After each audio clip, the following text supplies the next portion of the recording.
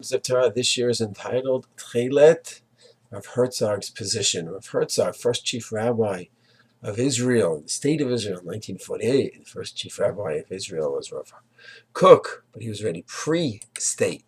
Herzog was 1948, chief rabbi, and before that he already was working on his doctorate dissertation on Techelet, trying to figure out what is the Techelet. He was piggybacking off of another great rabbi that really brought the mitzvah back to life. It was the Razina Rav of Liner, late 1800s. He was working on it, and he tried to make sense of it. He came up with the effect of some kind of a squid, and he thought that's what it was. And Gedolim of the generation, of Rav Liner's generation, rejected that for various reasons. And Rav Herzog spent a lot of time. That was his PhD research project. And he said, well, it cannot be the squid. He had various reasons for that. And he knew it was some kind of a mollusk. And he thought maybe it could be the murex trunculus that many are using today. But when the color came out, it came out as purple. And he didn't know what to do with that. Years later, it's discovered that that color, when it comes out, if it's exposed to the sunlight, then it turns blue. But that was discovered after Rav Herzog's time, so he thought that the murex cannot be the right one. He thought maybe it's something else, which later was rejected as well.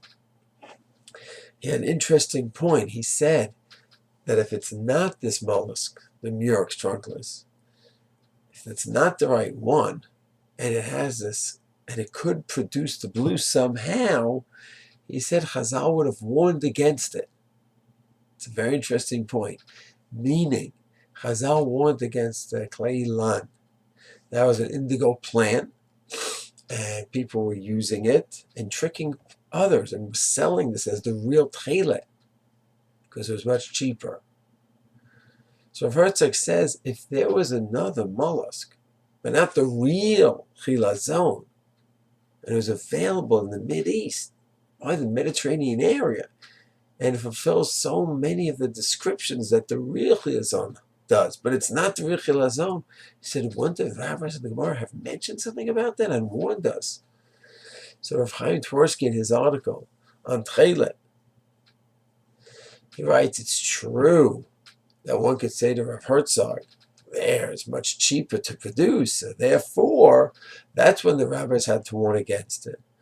But this is so expensive to produce from the murex.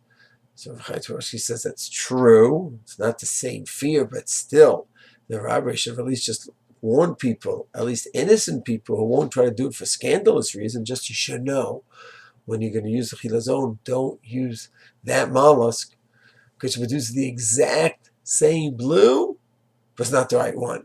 But not a word was mentioned. So that's one of Rav Herzog's interesting insights into this topic. And it's important to give Rav Herzog credit because he really, Rav Liner began this whole search and Rav Herzog took it to a new place. Shalom.